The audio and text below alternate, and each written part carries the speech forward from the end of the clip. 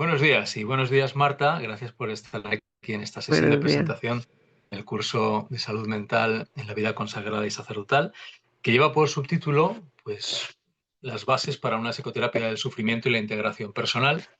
Es un título, vamos a decir, hasta cierto punto atrevido, si no osado, en el sentido de intentar llamar a las cosas por su nombre, ¿no? Porque, por ejemplo, en el mundo de la docencia, en la docencia en colegios, tenemos un proyecto también que está relacionado con el tema, que se llama Profes con Salud, y normalmente encontramos un territorio, sobre todo en los territorios de algún modo vocacionales, en los que cuesta hablar directamente de salud mental, se habla de bienestar, bienestar emocional, etcétera, pero yo creo que hay una dureza en la realidad que tiene que ver con unos niveles de sufrimiento que realmente, por un lado, ponen muy difícil hacer las cosas cuando uno quiere hacerlas bien y generan unos niveles de sufrimiento propio y en otras personas pues que no son deseables y menos aún desde una perspectiva evangélica. Es decir, hay cosas que hay un sufrimiento en la vida que puede ser procesado y puede ser reciclado de algún modo como ofrecimiento, o incluso alguno puede entenderlo como alguna forma de corredención, pero hay un sufrimiento extra que tiene más que ver con la injusticia o con lo que no está bien. Entonces, en un sentido más profético, podríamos abrirnos a esta visión de una psicoterapia que afronte el tema del sufrimiento y que no tenga una actitud simplemente mecánica o mecanicista reparadora, sino que apueste por crear las bases a partir de las cuales los proyectos personales y comunitarios son viables. Y en ese sentido, la palabra integración o integración de la personalidad o integración de la identidad, pues creo que hace un préstamo suficientemente amplio como para referirse a cosas que sean importantes. Como te decía, voy a intentar compartir lo que tengo aquí en esta pantalla.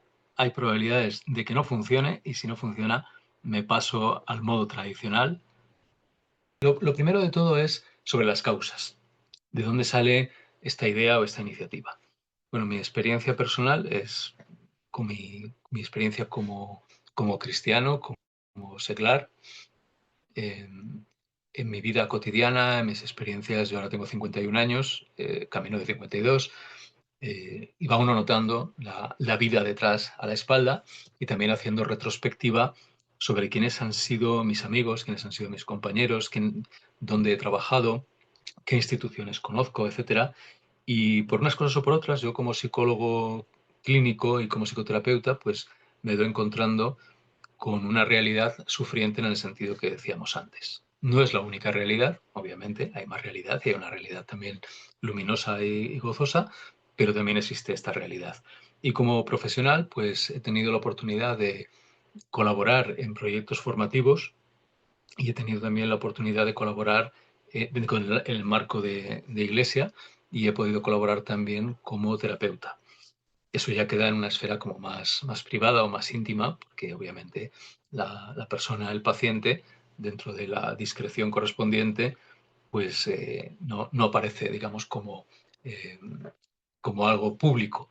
Pero sí que a mí se me vuelve cada vez más público el, la sensación de que hay un sufrimiento a veces silencioso y silenciado, en gran parte porque la respuesta psicológica y psicoterapéutica muchas veces está muy disociada o muy desconectada del mundo vocacional, y por otro lado porque, y eso lo intentaré explicar después, y por otro lado porque desde el mundo, vamos a decir, religioso en general, institucional, hay también una prevención y un cuidado con buscar un profesional de confianza, y hay veces que el precio de tener a alguien de confianza implica que se reducen mucho las personas a las que puedes acceder y no siempre tienes disponible el, el trasfondo o el fundamento profesional, psicoterapéutico que haría falta realmente. Entonces, eh, diríamos que es las que se van por las que se vienen, pero no es verdad así, porque realmente cuando no podemos aportar el, la técnica fundamentada en una antropología que tenga que ver con lo específico de la vida humana y lo específico de la vida consagrada, entonces no estamos haciendo nada. Y eso me lo encuentro pues en procesos que a veces están estancados, en procesos donde la ayuda psicológica y psicoterapéutica a veces no se diferencia mucho del sentido común o de las recomendaciones que podría hacer un amigo, o en procesos en los que la ayuda psicoterapéutica pertenece más a un modelo médico en el sentido de enfermedad, intervención, sin poder conectar con las bases que hoy en día la psicología reconoce como bases complejas del desarrollo y de la personalidad. Entonces, con todo eso, digamos, y viendo pacientes diariamente y trabajando también, colaborando institucionalmente, pues digamos que me hervía en cierto sentido la sangre. Tuve la oportunidad de compartirlo, de hablarlo con algunas personas en instituciones y como las cosas del Palacio van despacio, pues después de estar un año, año y medio en cocción lenta, pues dije, vamos a lanzar una propuesta. Y esa propuesta no pretende ser ni la mejor ni la única, pero sí que es la mejor que yo soy capaz de dar y la única que yo soy capaz de dar. Y en ese sentido, si alguien se suma, bienvenido. Si promueve si promueve la aparición de otras propuestas o la conexión con otras propuestas desde la misma Confer o CEDIS u otras instituciones, pues fenomenal también. Así que las causas son mi motivación por un lado y alguna lectura de la realidad por otra parte. Por otro lado, mi dedicación es clínica por un lado, pero también es formativa. Y en la formación de terapeutas y profesionales, o no solo de psicoterapeutas, sino también de intentar que las personas con responsabilidades tengan criterios que estén más derivados desde el ámbito que no tienen por qué conocer, que es el psicológico de salud mental, pues desde esa perspectiva la formación también es para no solo formadores, sino también para autoridades que quieran tener criterio. ¿Cuál sería mi aspiración de fondo? Mi aspiración de fondo en este tema sería, y la revelo así por si alguien se quiere apuntar directamente, perdona, a facilitarla, es homogeneizar, que no igualar, es decir, crear una base relativamente homogénea de formación de calidad en los profesionales pertenecientes a las instituciones religiosas o seglares vinculados que tengan algún tipo de relación, homogeneizar una formación de mínimos, pero de mínimos altos, de mínimos de alta competencia, de alta complejidad y de alta coherencia personal también. Porque el ayudador también tiene que tener su proceso. Bueno, hasta aquí las causas originales. Sobre la formación en sí misma, pues ya he adelantado que va dirigida fundamentalmente a profesionales de salud mental, porque son los que en principio van a aprovechar más los aprendizajes. Pero no solo, va dirigida también a los responsables institucionales que decía y también directamente a las personas pertenecientes a instituciones religiosas de vida consagrada o sacerdotes, porque digamos que hay cierta relación o cierta posibilidad de englobar los problemas y las formas de ayudar, también a los interesados directos que desde una perspectiva de formación humana quieran saber más, quieran saber a qué atenerse. Eh, es una formación rigurosa conceptualmente, pero al ser una formación breve e introductoria, no está pensada para que nadie se sienta inexperto, sino al contrario, para que el que sepa más pueda ampliar a lo mejor o aclarar o fundamentar y el que sepa menos pueda por lo menos entender algo muy esencial.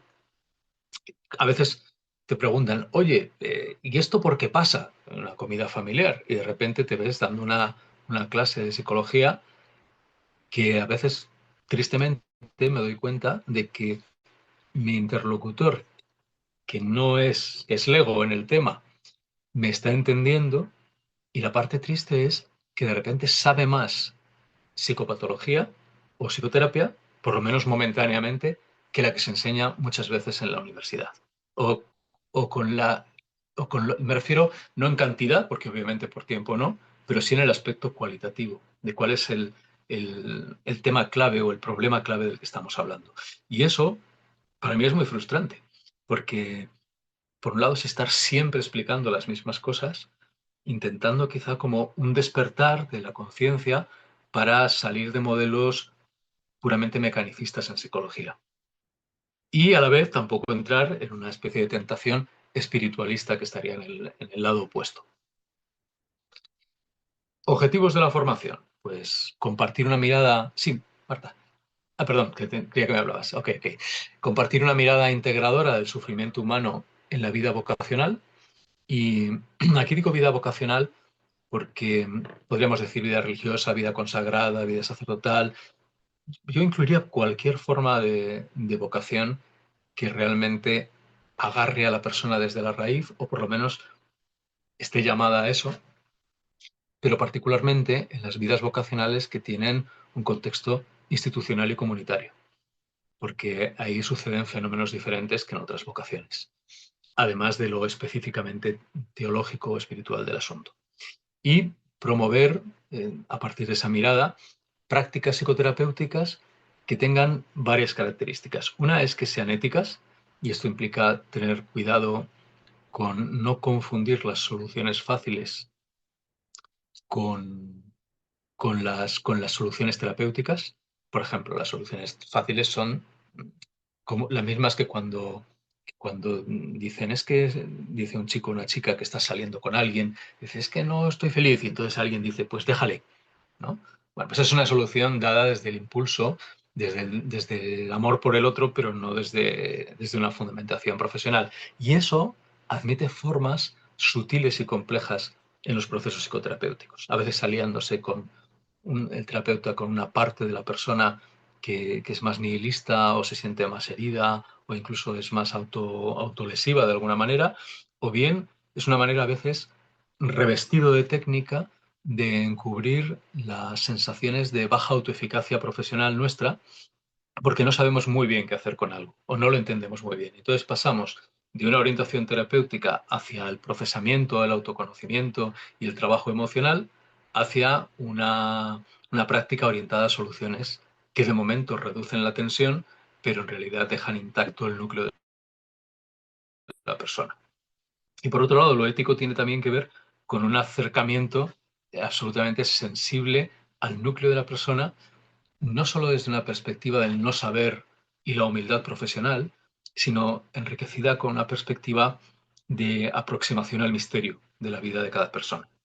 En este sentido, la formación a la que aspiro, no solo en este curso, sino lo que me gustaría que fuera un terreno común, podría servir para terapeutas creyentes y no creyentes, pero que tuvieran no la asepsia profesional solamente que les permitiera trabajar con cualquier paciente, sino además la comprensión más de misterio de la vida humana que les permitiera acercarse a cualquier paciente, trabajar con cualquier paciente y acompañar a cualquier paciente a terrenos donde el propio terapeuta no tiene por qué sentirse en igualdad de condiciones, pero sí puede sentirse en igualdad de asombro o de apertura. Y eso es un trabajo personal. Eso no es una cuestión meramente de valores, como una serie de valores éticos que podría tener la psicoterapia.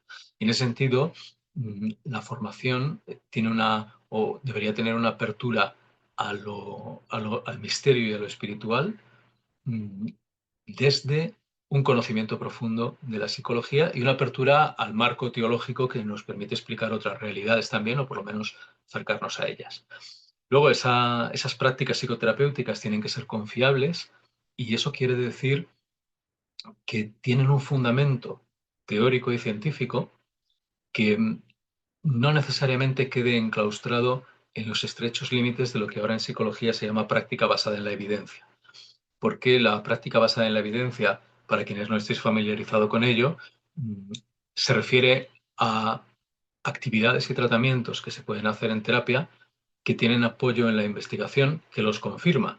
Lo que pasa es que eso suele implicar un sesgo por el tipo de investigación que lo puede confirmar, un sesgo por el tipo de poblaciones en las que se puede confirmar y un sesgo por quien tiene poder para conseguir el volumen de investigación suficiente que lo confirme, de tal manera que es una, una pescadilla que se muerde la cola. Y al final es lo que le llamo yo el efecto de la pelusa. La pelusa grande atrapa más pelusas.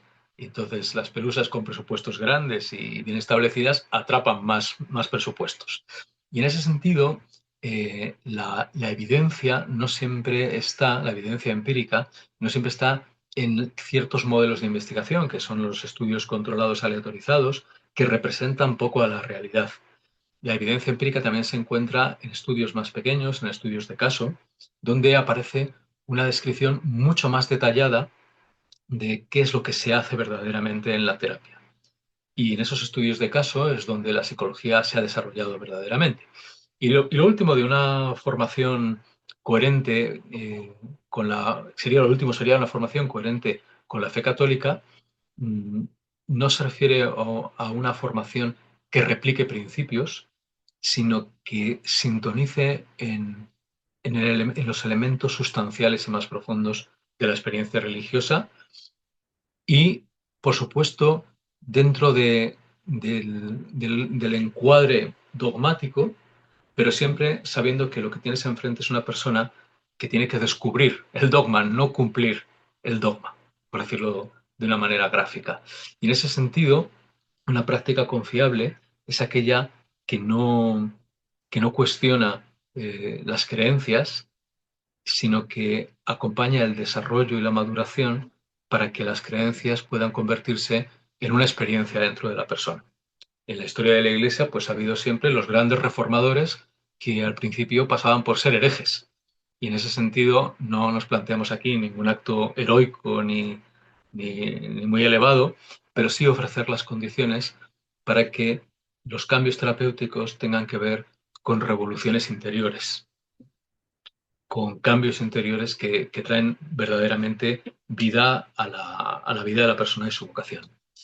Bueno, problemas típicos que encontramos y que están en la literatura, aunque no hay demasiada, pues sería el desgaste vocacional o ciertas formas de sequedad espiritual, que algunos lo han denominado el burnout de la vida religiosa, el estar quemado. Muchas veces encontramos una falta de equilibrio entre la vida personal y el autocuidado, por un lado, y por otro lado, la gran tarea de la misión sobrecargada con obras que no siempre hay personal suficiente para llevar adelante o para mantener. Quizá algo más complejo, la falta de modelos interiorizados realmente asimilados de cómo integrar espiritualidad y psicología o espiritualidad y bienestar psicológico, y a veces un uso un tanto, me pido disculpas por si alguien se puede sentir molesto, un tanto superficial de la espiritualidad como antídoto del malestar emocional, sin necesariamente atender lo que podríamos decir en términos más teológicos el misterio de la encarnación. Es decir, si asumes la encarnación, tienes que asumir la contribución psicoterapéutica no como un mal menor, sino como una de las formas de revelación. Lo que ocurre es que, claro, dentro de estas contribuciones, pues hay pluralidad. Y dentro de la pluralidad, pues no siempre todo es equivalente. Así que hay que buscar. Otro problema típico es el estigma y la escasez de recursos institucionales para la salud mental. Algunas instituciones lo tienen más fácil, son más grandes, tienen más tradición, otras son más pequeñitas y no siempre tienen a quién referirse. El impacto de los traumas y las dinámicas comunitarias disfuncionales, donde muchas veces podemos encontrar todos los temas de abusos de conciencia, entre otros, y el envejecimiento, el declive demográfico que experimentan muchas comunidades religiosas u otras formas de vida consagrada, ¿no? Entonces, esto da lugar a presentaciones sintomáticas que reciben la etiqueta de trastornos, entre los que encontramos muchísimos trastornos de ansiedad, trastornos depresivos, por supuesto el síndrome de estar quemado, problemas de autocuidado, a veces con conductas más o menos autolesivas, encontramos el suicidio, encontramos trastornos bipolares, trastornos por consumo de sustancias, formas interpersonales del malestar que tienen que ver a veces con relaciones fusionales, a veces con abusos de conciencia y también muchísimas dificultades en la conducta sexual.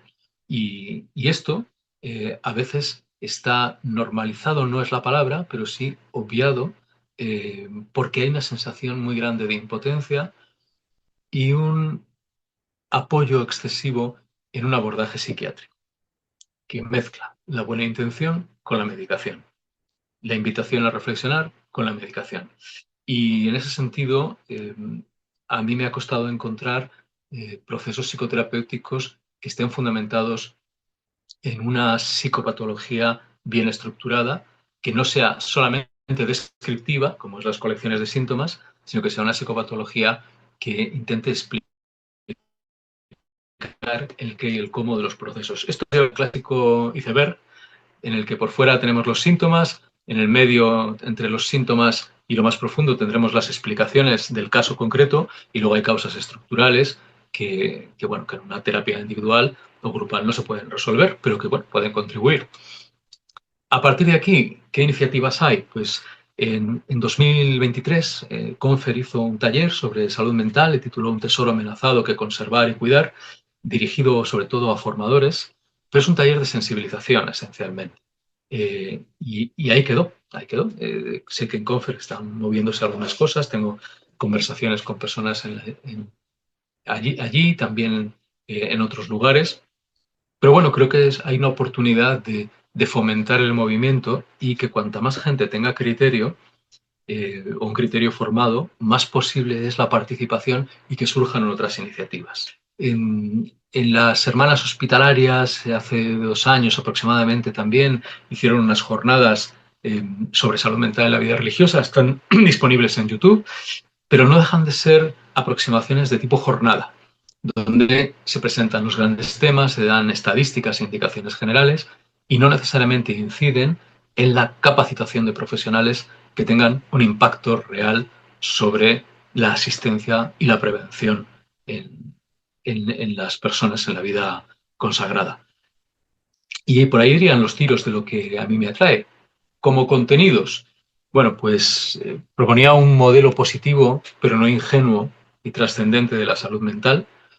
Claro, digo un modelo positivo porque si hubiera puesto un modelo negativo o un modelo turbio, pues no tendría ninguna atracción, ¿no? Pero cuando digo modelo positivo, no quiere decir solamente modelo bueno, sino un modelo que afirma elementos, es decir, que afirma que debe estar en la salud mental. Luego, una explicación que parece una tontería, pero mi experiencia me dice que es una pregunta que la mayor parte de la gente suspendería en un examen, es una explicación de qué son los trastornos mentales y si podemos realmente llamarles trastornos, o en qué sentido merece la pena llamarles trastornos, y cuál es su especificidad en la vida consagrada. Que hay elementos absolutamente comunes con cualquier otra forma de vida, y luego tienen unas evoluciones propias en la vida consagrada.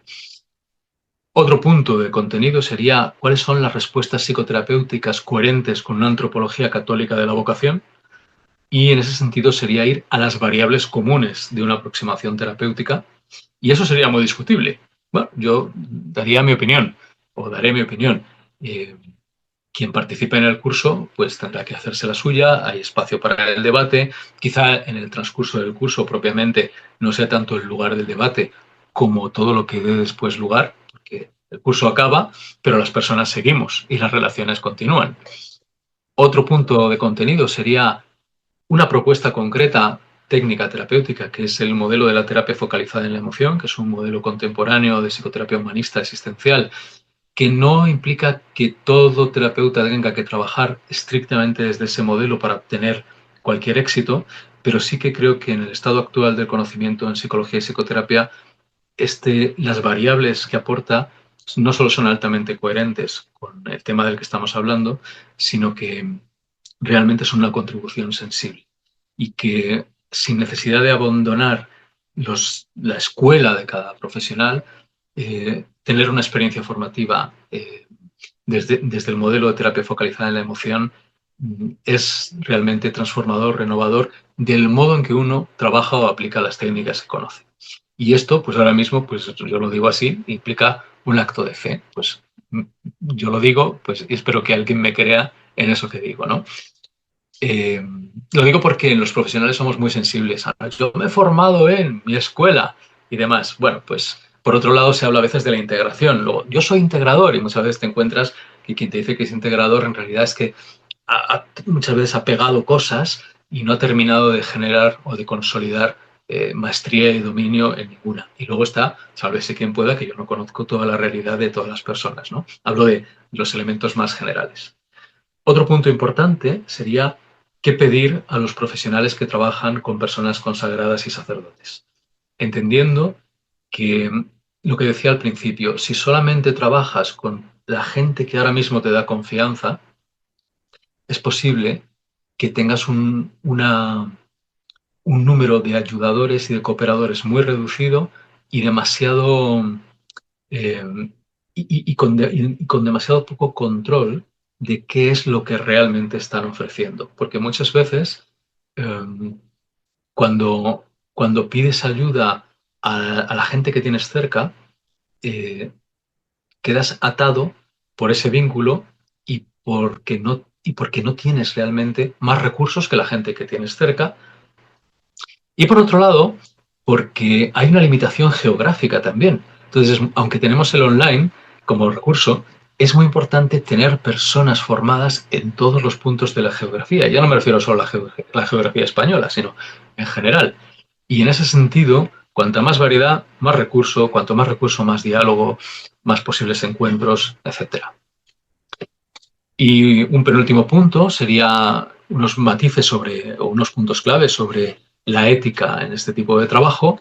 Y un punto final, que es una reflexión, más solo una reflexión, sobre cuál podría ser o cuáles podrían ser claves de una estrategia de cuidado de la salud mental en las instituciones religiosas, que pudieran dar a programas, alianzas, etcétera. Eso es un nivel más macro. En el curso solamente se introduce como un punto de reflexión por dejarlo sembrado también. Eh, esta formación más o menos homogenizada, estandarizada en psicoterapia en la vida consagrada y sacerdotal, si llegara a salir un curso grande, podría ser parte de una de esas estrategias, pero una estrategia en ese nivel siempre tiene otro montón de elementos, desde cosas que tengan que ver con residencias, con deterioro cognitivo y físico asociado a la edad, etcétera, pero ya vamos ampliando, ¿no? Y luego propuestas que pueden ser intercongregacionales, etcétera. Y estas son las líneas generales del curso y en cierto modo es lo escrito, pero un poco más explicado, y estoy a vuestra disposición para cualquier comentario, duda o incluso sugerencia que pudiera matizar lo que hiciéramos. Así que como suele estar ahora mismo Marta, pues Marta, tienes tú la palabra. Pues la verdad es que lo has explicado genial, más de lo que me esperaba, la verdad. Voy a intentar transmitirlo lo mejor posible yo también. He tomado nota de algunas cosillas, pero me han dado ganas hasta de apuntarme a mí, que no era la idea inicial. Pues estás invitada. No era la idea inicial. Pero bueno, yo transmitiré toda la información. Probablemente haya más interesados aparte de Yolanda. Está muy relacionado también o lo relaciono yo mucho, con el centro de escucha que está abriéndose aquí ahora en Valencia. Y claro, han venido formadores. Me venía muy cuando se empezó a decir la respuesta espontánea, ¿no? Que le sale a la gente de ayudar, te lo soluciono, te lo digo cómo tienes que hacerlo. Me venía a la cabeza los religiosos Camilos, que tienen el centro de escucha en Tres Cantos en Madrid, que también mucha formación de ellos va por ahí. Y hemos colaborado también algunas veces con ellos y me han venido el flash. Así que... La escucha, claro, ya entrando más en lo que es propiamente una psicoterapia, claro, a veces que hay una tradición también en la Iglesia de una escucha profunda, con la esperanza de que en la escucha surjan cosas, surjan cambios. De hecho, hay modelos terapéuticos que se basan en eso. Pero lo que ha mostrado la evidencia y la investigación y la formación es que es necesario también una forma de acción que vaya más allá de la escucha, que dé respuestas, pero que a la vez no sean soluciones. Entonces, algo que nos encontramos muchas veces es personas que escuchan muy bien, personas que han sido muy bien escuchadas, pero que llegan a un punto de estancamiento, porque el modelo... Sí, ese final, perdona que te corte, ¿y ahora qué? ¿Y ahora qué?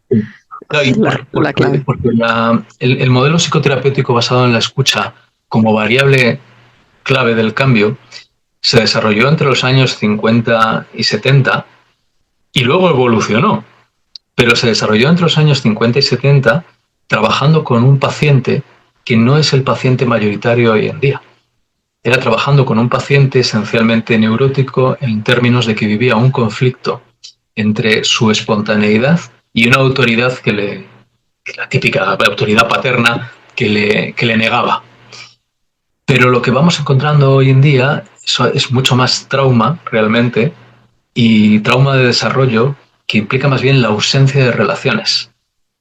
O ha habido relaciones, pero de un modo superficial. Entonces, los modelos de escucha para el cambio terapéutico funcionan bien con personas que lo único que necesitan, lo único entre comillas, es poder hacer contacto con su mundo interno, encontrar su propia voz y a lo mejor dentro de su propia voz, la voz de Dios, y dar una respuesta que rompe los límites que le han sido impuestos. Pero ese no es el paciente mayoritario hoy en día.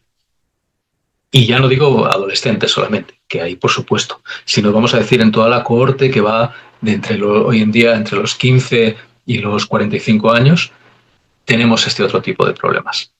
Y las personas más mayores, pues muchas veces llevan un calvario de una asistencia muy medicalizada. A veces bajo el miedo a que la intervención terapéutica suponga pues el abandono de la vocación o lo que sea. Ya pasamos en el posconcilio, yo era pequeño, pero ya pasamos el tema del tabú de la psicología, el psicoanálisis, los impactos negativos de la secularización masiva provocada por... Bueno, estamos en otro terreno, no estamos en ese terreno, estamos en uno en que además tenemos que procurar una ayuda real.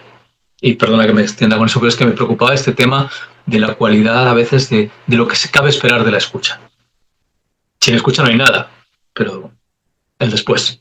Sí, digamos que es el inicio, es el arranque. Y a partir de ahí ya viene lo demás. Pues muy bien, muchísimas gracias. Yo creo que ha sido muy claro y espero transmitirlo también lo mejor posible. La segunda vez que lo cuente probablemente lo contaré más ordenado, pero muy bien. Pues lo transmito, yo supongo que se inscribirán en el curso y después ya veremos, porque sé que el primer día no van a poder conectarse y estar, que sería también lo bonito, ¿no? Por lo que tú decías, ya no es la información pura y dura que vas a transmitir, sino la vinculación que se genera siempre. Pero bueno, probablemente ya en la segunda parte sí que puedan estar de manera síncrona, por lo menos, y ya se pueda compartir un poquito más. Y esto que me comenta Marta, para quienes lo estéis viendo ahora, si es aplicable para vosotros y vuestra circunstancia, pues sí, igual manda. Muy bien. Pues no te entretengo más, Marta.